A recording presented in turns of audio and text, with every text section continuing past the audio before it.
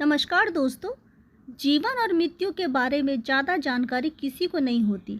हर व्यक्ति अपनी अलग अलग धारणाएं बनाए बैठा है, मगर इसके बारे में दोस्तों सभी को सही से जानकारी होना ही चाहिए, क्योंकि दोस्तों हम सभी को ये तो पता ही है कि हमें कर्मों के हिसाब से ही फल मिलते हैं और वो इसी जन्म में हमें भोग कर ही जाने होते हैं। अगर बात करें पुराणों की, तो पुराण में भी जीवन और मृत्यु के बारे में बहुत ही विस्तार से बताया गया है। गरुड़ पुराण में तो मृत्यु के बारे में बहुत ही ज्यादा विस्तार से बताया गया है। इसके अनुसार व्यक्ति की मृत्यु के लिए भी समय होता है।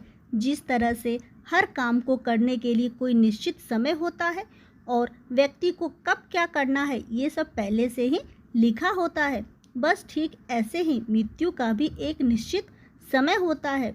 जिस वक्त आपकी मृत्यु लिखी होगी उसी वक्त आपको जाना होगा।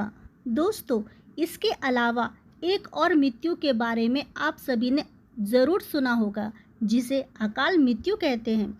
अक्सर आपके आसपास के लोग अकाल मृत्यु के बारे में बात किया करते होंगे। क्या आपको पता है कि अकाल मृत्यु आखिर होता क्या है, और जब किसी व्यक्ति की अकाल मृत्यु हो जाती है तो उसके बाद क्या होता है? अगर नहीं तो आज हम आपको इस वीडियो के माध्यम से इसके बारे में पूरी जानकारी देंगे। दोस्तों आइए सबसे पहले समझने की कोशिश करते हैं कि अकाल मृत्यु क्या है। सबसे पहले अगर हमें ये जानना है कि अकाल मृत्यु होने के बाद क्या होता है, तो उससे पहले हम सभी को ये जानना बेहद ज़रूरी है कि आखिर ये अकाल मृत्यु होता क्या है। गरुड़ पुराण के अनुसार हर व्यक्ति के जीवन के 7 चक्र होते हैं। हर मनुष्य को जीवन में इन 7 चक्रों को पूरा करना होता है। अगर कभी कोई मनुष्य इन 7 चक्रों को पूरा नहीं कर पाता है, या फिर कह लीजिए कि वो अकाल मृत्यु को प्राप्त हो जाता है, तो मरने के बाद भी उसे कष्ट से छुटकारा नहीं मिलता है। मनुष्य को मरने के बाद भी ढेर सारे कष्टों को झेलना पड़ता है। इस पुराण के अनुसार अगर कोई व्यक्ति किसी दुर्घटना में, जल में डूबने से, या सांप के काटने से, या फिर किसी रोग के कारण, या फिर गले में फांसी का फंदा लगाने से, या फिर भूख से पीड़ित होकर, या फिर किसी हिंसक प्राणी के द्वारा मारा जाता है, तो ऐसे ही व्यक्ति अकाल मृत्यु को प्राप्त हो जाता है। ऐसा गरुड़ पुराण के हिंसावलोकन अध्याय में बताया गया है। इसके अलावा बहुत से लोग ऐसे भी हैं जो आत्महत्या कर लेते हैं, लेकिन गरुड़ पुराण में उसी आत्महत्या को सबसे ज़्यादा घृणित और निंदनीय अकाल मृत्यु बताया गया है। अब ये तो इतनी सारी बातें हो गई अकाल मृत्यु की, तो आइए अब हम जानते हैं कि अकाल मृत्यु होने के बाद क्या होता है। ऐसा माना जाता है कि अगर कोई आत्महत्या करता है तो इसका मतलब ये होता है कि वह ईश्वर का अपमान करता है।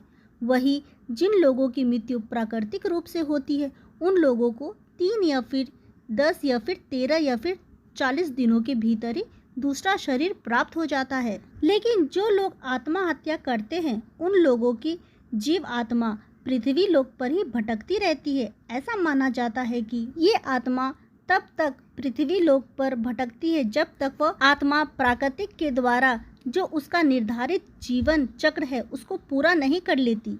इस अवस्था में जो जीव आत्मा होती है उसे अगति कहा जाता है। ऐसे में ना तो जीव आत्मा को स्वर्गलोक की प्राप्ति होती है, ना ही नरक लोक की प्राप्ति होती है।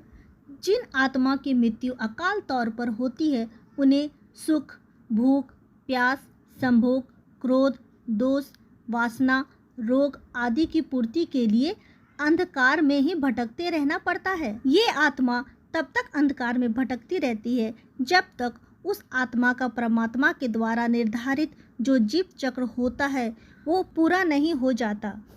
जब वो चक्र पूरा हो जाता है तो आत्मा को मुक्ति मिल जाती है। दोस्तों प्राकृतिक रूप से मरने वाले लोगों को सीधे मोक्ष की प्राप्ति होती है, लेकिन कुछ लोगों की प्राकृतिक मृत्यु नहीं होती है, जैसे कि अभी हमने आपको पहले बताया। तो उन लोगों की जो आत्मा है वो भटकती रहती है। यही भटकती आत्मा बाद में भूत प्रेत बन जाती है और लोगों को परेशान करती है। भूत प्रेत जो शब्द है वो हमेशा अशरीरी अतृप्ति आत्माओं के लिए ही उपयोग किया जाता है। इस स्थिति में होता क्या है कि मनुष्य का शरीर तो नष्ट हो जाता है, परंतु जो आत्मा होती है वो वहीं आसपास भटकती रहती है या फिर शरीर के किसी हिस्से के पास में ही रहती है।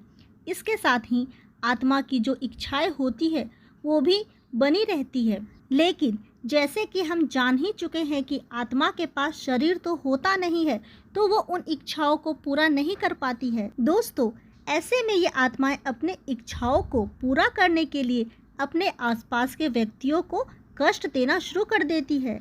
ऐसा माना जाता है कि इन आत्माओं के जो पितृ होते हैं वो इसलिए असंतुष्ट होते हैं क्योंकि उनकी मुक्ति के लिए कोई भी प्रयास लोगों के द्वारा नहीं किया जा रहा होता है और लोग अपना जीवन अच्छे से व्यतीत कर रहे होते हैं।